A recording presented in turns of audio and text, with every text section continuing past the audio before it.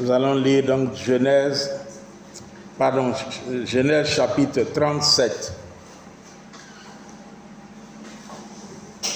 du verset 1 au verset 9.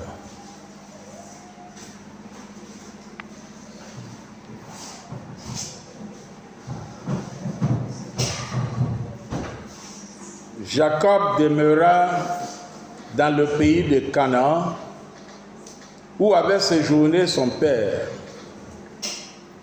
Voici la postérité de Jacob.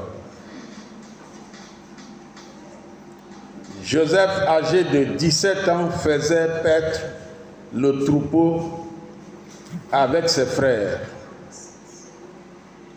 Cet enfant était auprès des fils de Bilha et des fils de Zilpa, femme de son père.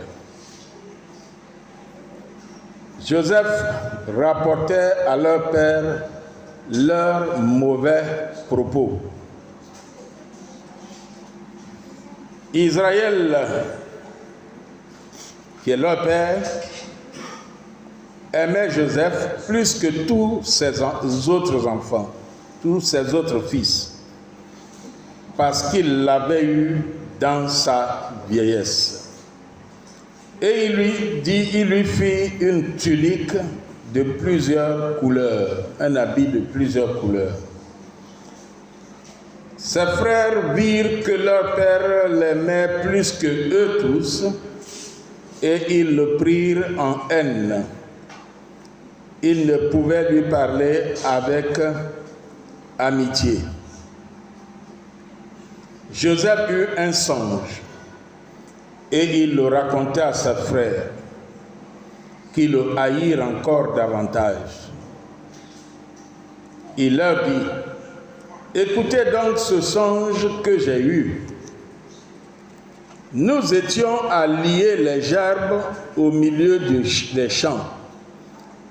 Et voici ma gerbe se leva et se tint debout. Et vos gerbes l'entourèrent et se prosternèrent devant elle. Verset 8. Ses frères lui dirent: est-ce que tu régneras sur nous? Est-ce que tu nous gouverneras? Et ils le haïrent encore davantage à cause de ses songes et à cause de ses paroles. Il eut encore un autre songe et il le raconta à ses frères.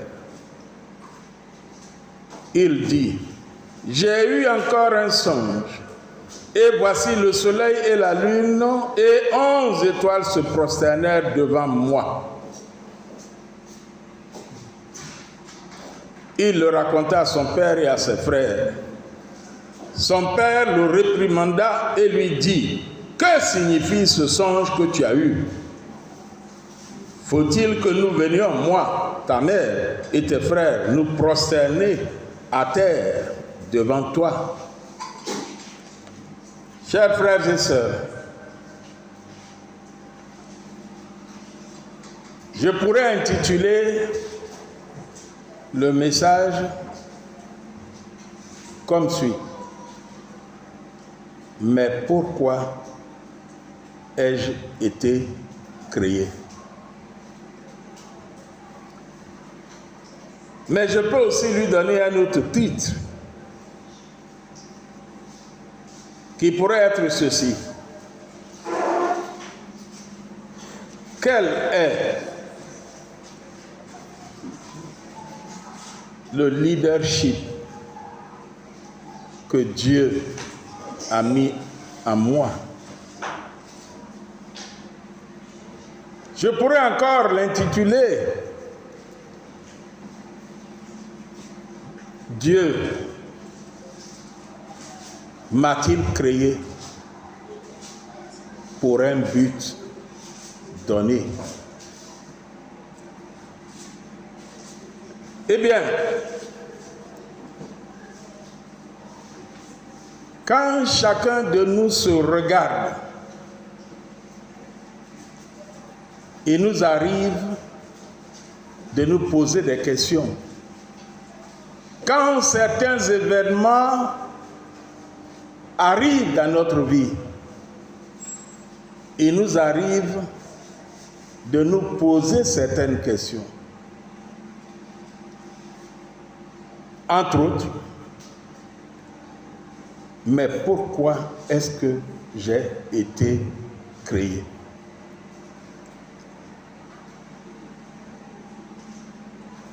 Mais pourquoi c'est à moi que ça arrive, tout ça? Mais Dieu pourrait-il pas choisir quelqu'un d'autre?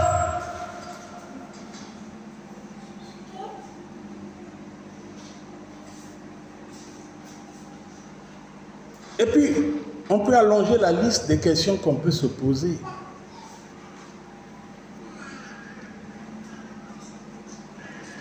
Mais pourquoi toutes mes copines sont mariées et moi pas? Mais pourquoi je suis plus diplômé que ceux-là? Ils ont eu du boulot et pas moi.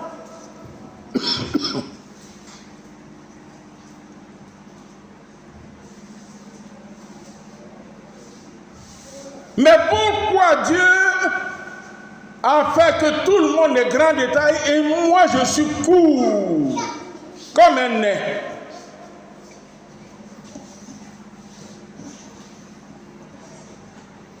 Mais pourquoi Dieu a fait que moi je suis gros alors qu'on parle de taille fine?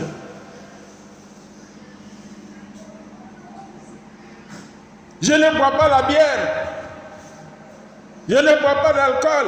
Mais pourquoi moi j'ai un gros ventre et les autres ont un ventre plat? On peut se poser beaucoup de questions. Mais pourquoi toutes les filles de notre quartier sont belles et moi je suis la plus vilaine?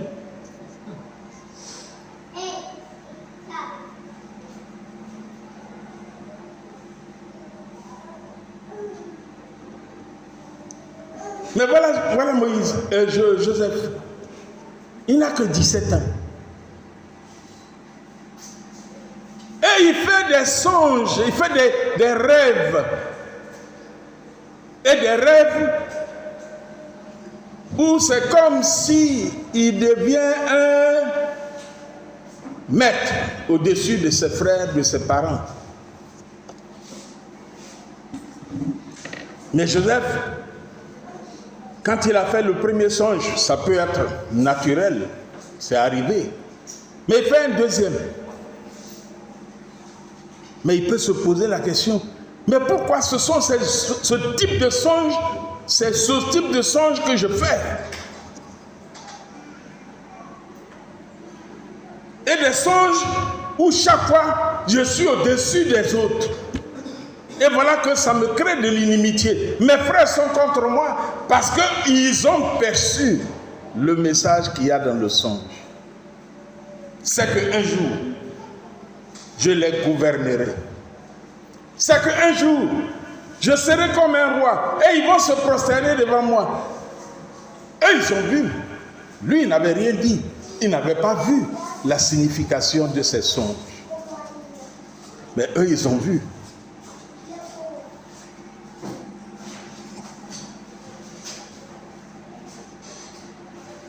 Ils ont vu. S'ils ont vu, ça veut dire que Dieu lui-même avait déjà vu que Joseph, le petit de 17 ans là, qui n'a aucune expérience, demain, il sera un grand boss. Et les gens vont se prosterner devant lui.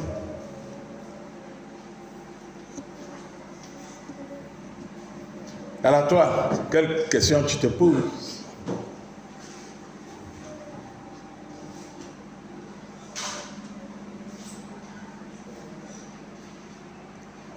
Combien de questions est-ce que tu te poses As-tu eu les réponses? Joseph n'avait pas la réponse. Ce qu'il savait, c'est qu'il a fait les songes à 17 ans.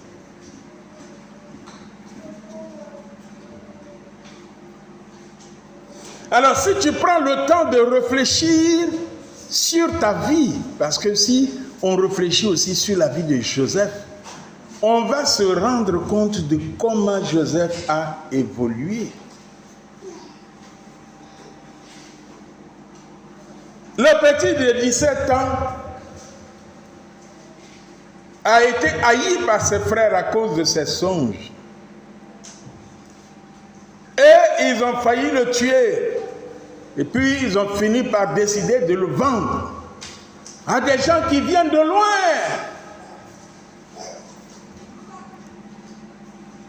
Si vous lisez tout le passage, vous allez voir que ses frères ont pris le vêtement de plusieurs couleurs que leur père a acheté, a fabriqué pour lui. Ils ont pris et puis ils ont mis du sang de mouton dessus. Et ils sont allés donner à leur père pour dire, ah, notre frère que tu as envoyé vers nous, on a vu son habit, mais on ne l'a pas vu lui-même. Or, entre-temps, ils l'ont vendu. Loin, on l'a envoyé loin. Comme ça, il ne va plus jamais régner sur nous.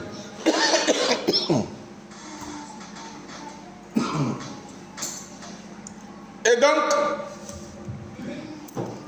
Joseph a été vendu. Vendu très loin. On va voir où il va passer pour venir régner sur nous encore.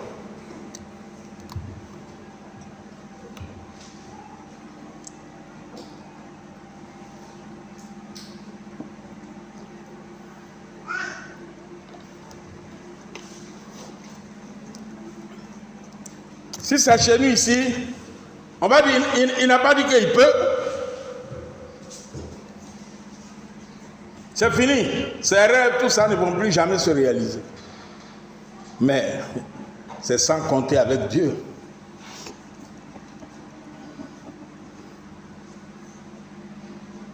C'est sans compter avec Dieu. C'est sans compter avec le grand Dieu.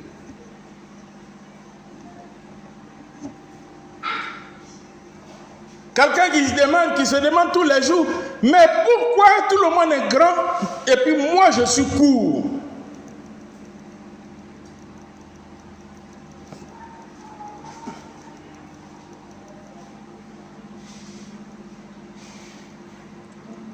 Et puis un jour, il y a bang bang. Il y a des troubles. On tire les balles, les gens qui sont grands de taille tombent. Et celui qui est petit de taille, on ne le voit pas pour tirer sur lui. Et puis un jour, des brigands viennent à la maison. Et tous ceux qui sont grands de taille cherchent à se cacher. Ils ne trouvent pas d'endroit pour se cacher. Et en bas du placard, celui qui est petit de taille, il a pu se cacher en bas du placard. Et si c'était juste pour sauver ta vie, ce jour-là, que Dieu t'a créé court.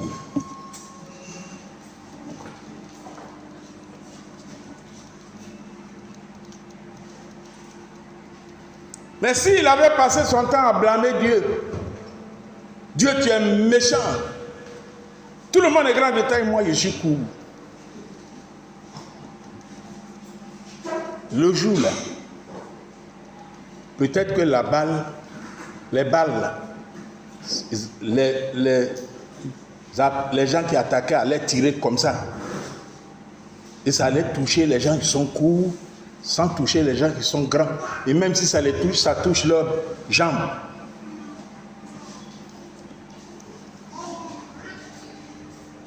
Tu te plains de Dieu?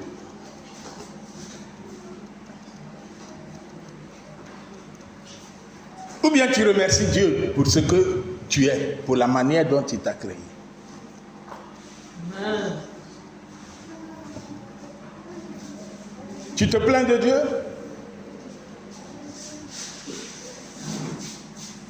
Parce que tu dors dans la cabane.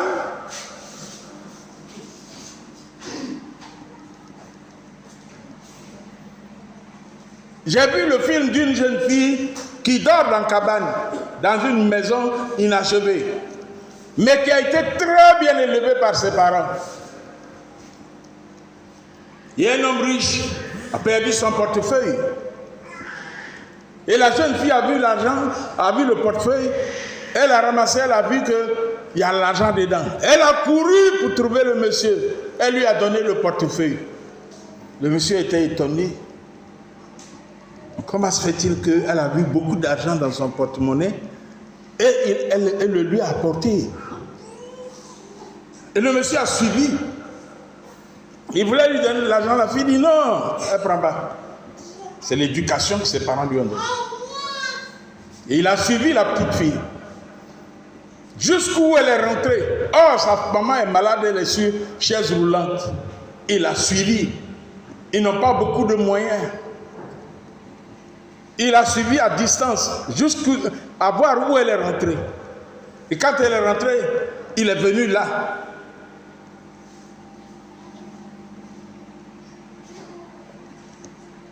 Il a identifié là où elle habite. Et il a vu comment c'est. Elle ne l'a pas vu. Sa maman ne l'a pas vu. Il est allé dans un supermarché, il a acheté plein de choses. Et il est venu à la maison. Il s'est présenté. Et il a donné. Et il a félicité sa maman. Et depuis ce temps, le monsieur s'occupe de cette famille.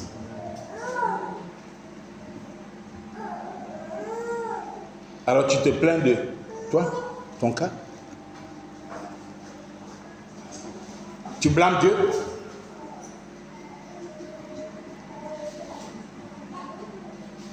Mais remercie Dieu de ce que tu es. Amen. Parce qu'il y a des gens qui ne sont même pas au niveau où tu es. Il y a des gens qui n'ont même pas ce que tu as. Mais dis à Dieu, Seigneur, tu m'as créé. Tu m'as fait naître dans cette famille. Tu sais pourquoi. Tu m'as fait petit détail. Tu sais pourquoi. Tu m'as fait grand détail. Tu sais pourquoi. Et en remerciant Dieu et en lui restant fidèle, ce que Dieu a prévu pour toi là, ça va s'accomplir. Amen.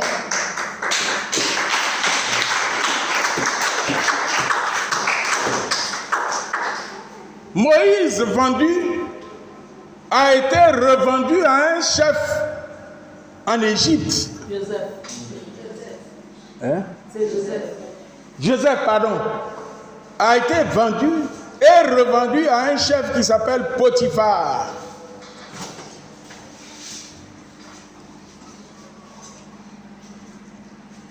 Joseph, enfant bien élevé, obéissant, il a montré son bon comportement chez Potiphar.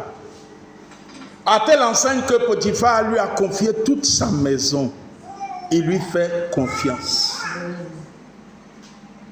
Il dit, tout ce qu'il y a dans ma maison, occupe-toi de gérer.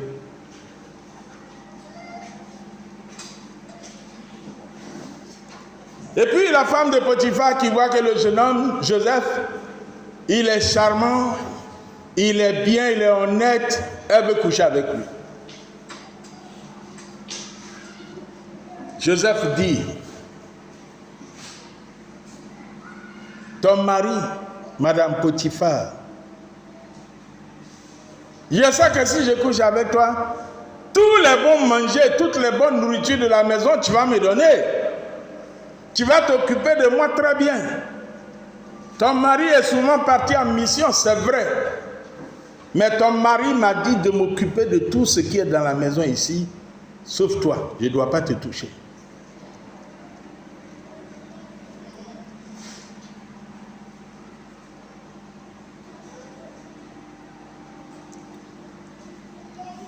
La femme veut l'accuser. elle veut l'attraper de force pour le violer. Ce n'est pas femme seulement on viole, on peut violer garçon. Elle veut l'attraper de force pour le violer. Et le jeune homme fuit. Et elle attrape sa chemise. C'est ça qu'elle prend pour montrer à son mari. Et Joseph se retrouve en prison parce que M. Potiphar ne pouvait pas comprendre que le petit en qui il a confiance veuille violer sa femme. Elle a menti sur lui. Il se retrouve en prison.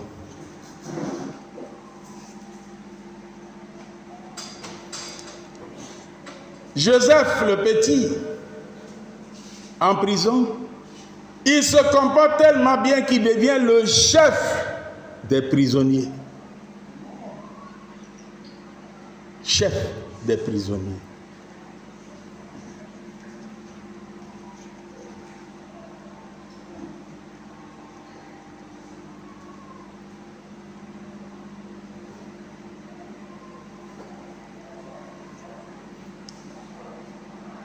Regardez bien. Joseph, quand son papa a dit « Je vais t'envoyer au champ pour voir tes frères s'ils se portent bien », il dit « Papa, me voici, envoie-moi. »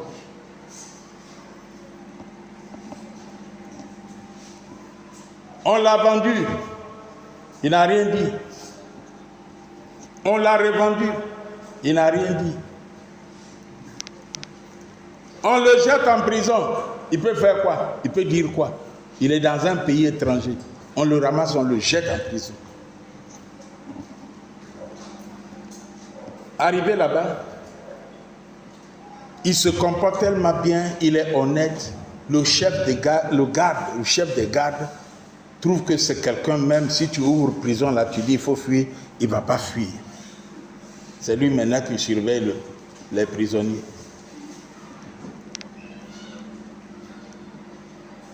Le songe qu'il a fait là, dit, Joseph, montre que Joseph deviendra chef. Et ses parents, ses frères vont se prosterner.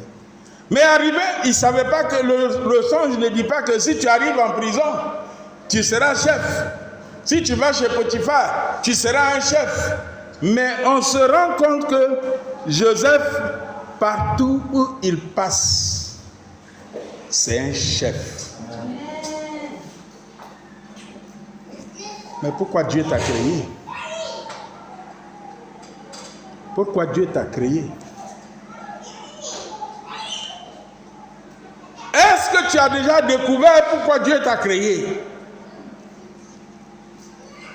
Joseph, lui, ne savait pas qu'il est créé pour être un chef. Mais partout où il passe, il constate qu'il est un chef. Son comportement fait de lui un chef. Les autres voient qu'il a les qualités d'un chef. Donc les autres découvrent son leadership. Et on fait de lui un chef.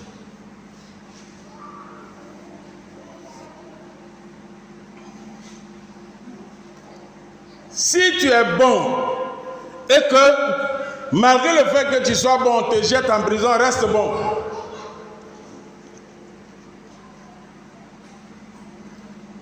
Si tu es honnête et que malgré ça, on te jette en prison, reste honnête. Si tu as la crainte de Dieu et que malgré ça, on te jette en prison, reste avec la crainte de Dieu.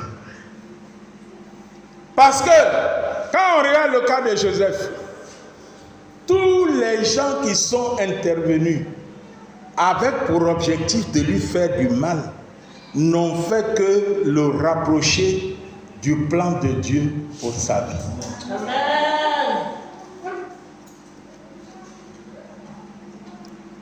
Joseph arrive en prison, il est en prison.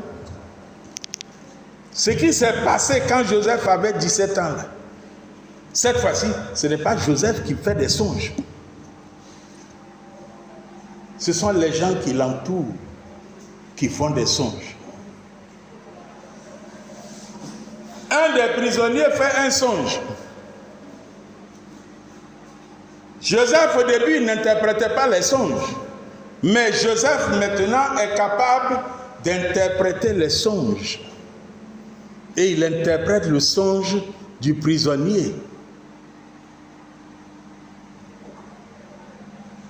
Et 3 jours après, parce que dans le songe, il est parlé de 3 jours après, il faudra lire tout le passage, vous verrez. Ce dernier-là a été éliminé. Et un jour, on apprend que le roi a fait un songe. Et quelqu'un qui est aussi en prison là-bas entend que le roi a fait un songe. Tous ces magiciens n'arrivent pas à lui expliquer le songe.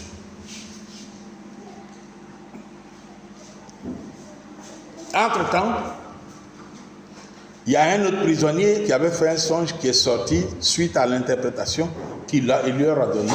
Et ce dernier s'est retrouvé donc dans le service du roi. Avec l'accomplissement de l'interprétation du songe que Joseph lui a donné. Et donc lui, il dit au roi, en prison là-bas, on était avec quelqu'un, j'avais fait un songe. Et c'est tout ce qu'il m'a expliqué là, c'est ce qui est arrivé. Et vous m'avez ramené pour travailler avec vous. Est-ce qu'on peut l'appeler? Dit le roi. On s'en va chercher le prisonnier Joseph.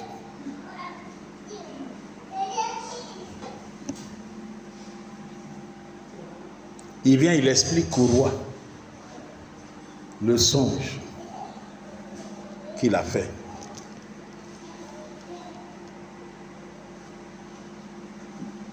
Et le roi réalise que, mais ce qu'il dit là, c'est vrai, hein? Il va avoir famine. Mon petit Joseph, est-ce que tu peux venir? Comme ça, tu vas gérer toute la récolte de toute l'Égypte. De tout le pays d'Égypte. Ça veut dire quoi? Si toi, tu as envie de manger, tu vas voir Joseph. Si elle a envie de manger, elle va voir Joseph. Si ton village là-bas, il n'y a pas à manger, on vient voir Joseph.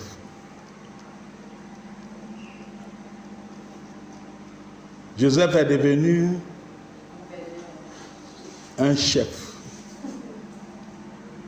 Un chef.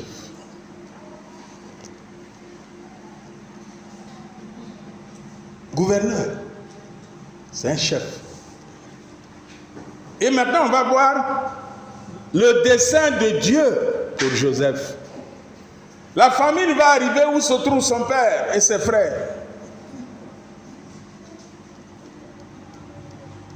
Vous m'avez poussé à gauche, il n'y a pas de problème. Vous m'avez poussé à droite, il n'y a pas de problème. Mais je sais que partout où vous me pousserez, vous me poussez vers le plan de Dieu pour ma vie. Parce que ce n'est pas vous qui m'avez donné la vie. Amen. Et vous avez poussé Joseph à gauche, vous l'avez poussé à droite. Et Joseph est devenu gouverneur en Égypte. Et maintenant, vous êtes au loin là-bas, vous entendez, et en Égypte là-bas, il y a un gouverneur, si on va le voir, comme il y a la famine, il ne faut pas mourir de faim. Le papa dit, mes enfants, allez-y.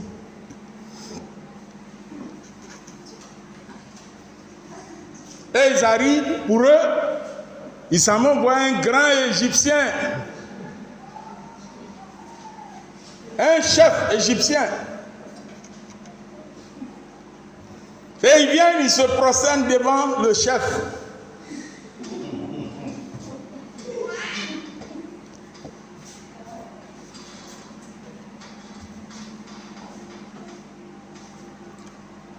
Rien ne peut empêcher le plan de Dieu pour ta vie de se réaliser.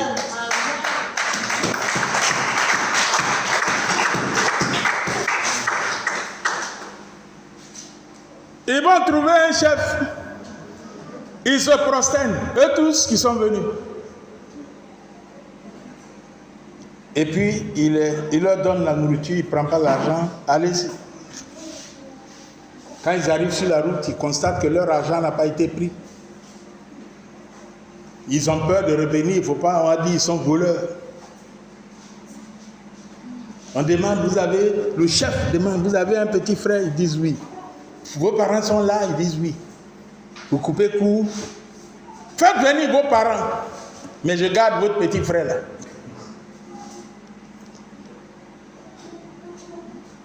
Comme c'est le dernier, l'avant-dernier, lui, il a disparu.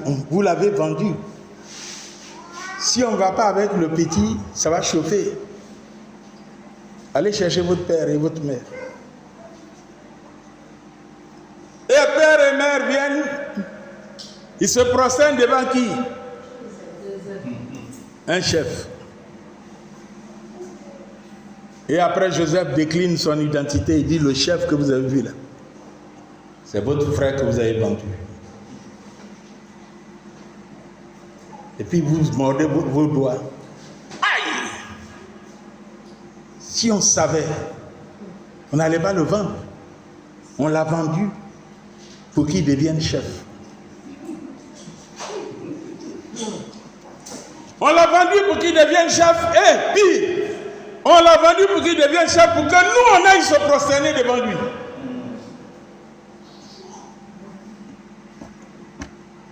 Mes frères et sœurs, mais pourquoi tu as été créé?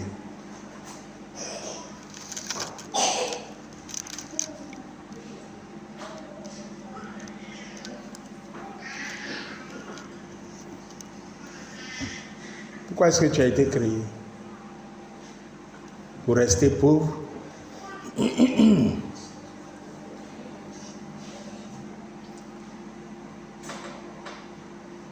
Tu n'as pas aussi le droit de vivre dans une grosse villa? Tu n'as pas aussi le droit d'avoir une belle voiture? Tu n'as pas aussi le droit d'être respecté quand tu sors, d'être bien habillé, d'acheter les parfums chers? Moi je dirais non. J'ai été créé pour profiter de tout ce que mon Père a mis à la disposition de l'humanité. Et donc toi aussi. Mais il faut commencer par être reconnaissant à Dieu pour ce qu'il t'a déjà donné. Et il va te donner davantage.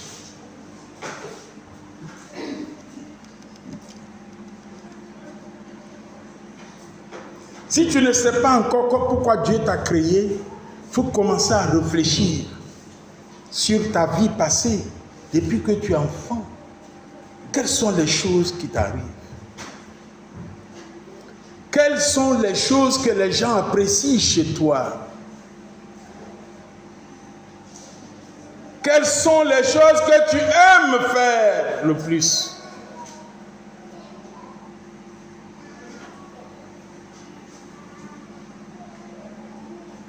Quelles sont les choses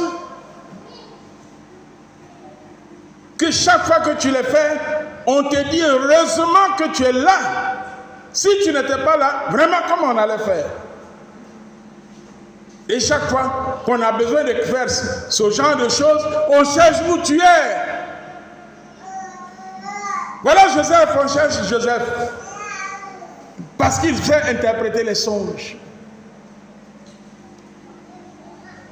Au début, c'est un faiseur de songes. Ses frères même l'ont appelé faiseur de songes. Maintenant, il est devenu interprète de songes.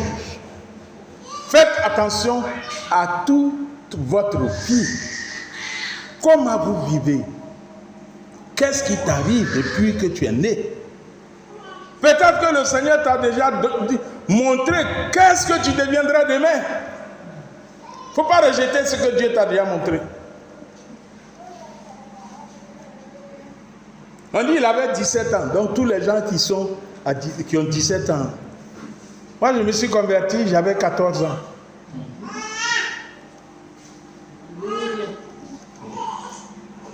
Donc ça veut dire qu'à 14 ans, on peut être conscient. Aujourd'hui, il y en a qui ont le bac à 14 ans, 15 ans. Alors, qu'est-ce que Dieu te dit? Quelle est la petite voix de Dieu que tu entends? Il ne faut pas négliger.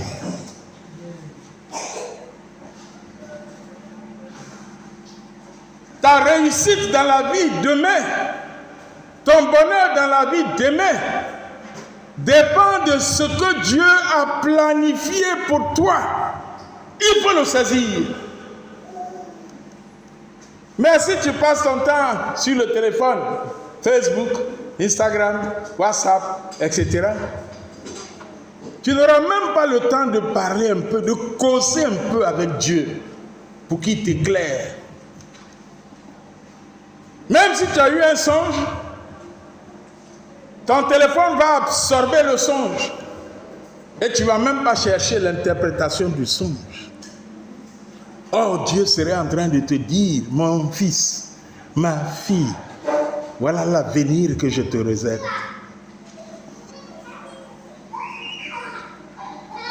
La télévision,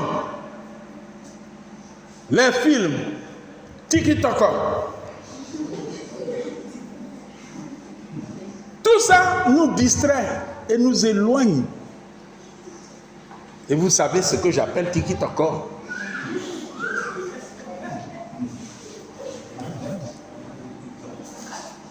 TikTok. Ça nous distrait. Dès que tu dis je vais éteindre, hey, tu vois un nouveau film, et c'est intéressant. Or, c'est en ce moment-là que Dieu veut te donner un message.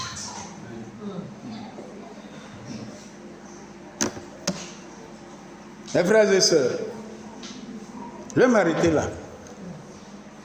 Si vous avez reçu un message, une parole pour toi, il faut saisir cette parole. Il faut l'appliquer à ta vie. Il faut réfléchir sur ta vie. Puis dis à Dieu, papa, je veux connaître la raison pour laquelle tu m'as créé. Et puis il ne faut plus blâmer Dieu.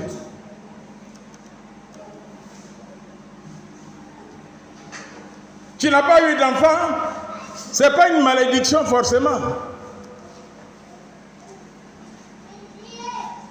Comme une femme disait à une de ses amies qui se plaignait, je n'ai pas eu d'enfant, je n'ai pas eu d'enfant, je n'ai pas eu d'enfant. Et puis sa camarade lui dit, mon ami, il faut remercier Dieu de ce que tu n'as pas eu d'enfant.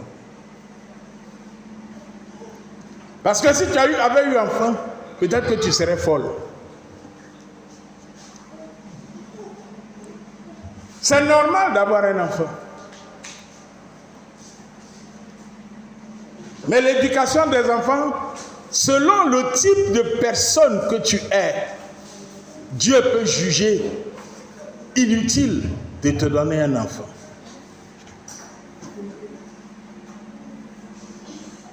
Parce que il sait par exemple que tu es tellement émotive ou que tu as certains problèmes de santé cachés que si tu as un enfant, tu peux devenir folle. Parce que les enfants vont t'énerver. Les enfants vont te faire courir quand tu n'as pas envie de courir. Ne le blâme pas. Dis à Dieu, Seigneur, tout ce que tu me donnes, je sais que tu me connaissais. C'est pour ça que tu m'as donné ça. Si tu m'as donné un enfant garçon, tu sais que moi, il me faudra un garçon qui assure ma sécurité demain. Si tu m'as donné un enfant fille, tu sais que demain, il me faudra un beau-fils qui va s'occuper de moi quand mon mari ne sera plus là, etc., etc. Dieu, il ne regarde pas aujourd'hui, parce qu'aujourd'hui tu es enfant. Il te regarde du jour où tu es né jusqu'au jour où ton séjour sur la terre se termine. Or, nous autres là, on ne voit que ce que nos yeux peuvent voir. On ne voit pas derrière le mur. Pourquoi Dieu m'a donné 10 enfants? Tu ne sais pas.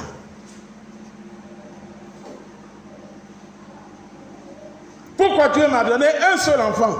Tu ne sais pas. Pourquoi Dieu m'a donné une fille et pas un garçon? Tu ne sais pas. Pourquoi depuis là, je tombe enceinte, c'est garçon. Je tombe enceinte, c'est garçon. Oh, les garçons, ils sont turbulents. Tu ne sais pas. Et tu vas chercher fille jusqu'à... Le Seigneur dit, toujours ça sera garçon. Tu ne sais pas. Mais ce que tu peux faire, c'est que tu parles à Dieu. Seigneur, je te remercie. Tu m'as donné que des garçons.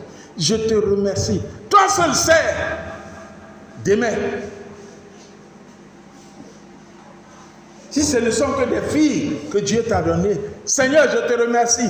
Toi seul sais demain.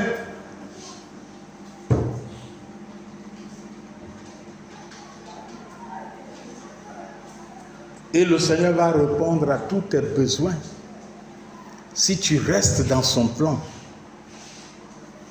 Voilà Joseph. Les difficultés ne doivent pas te détourner du plan de Dieu. Les difficultés ne doivent pas t'amener à abandonner la main de Dieu.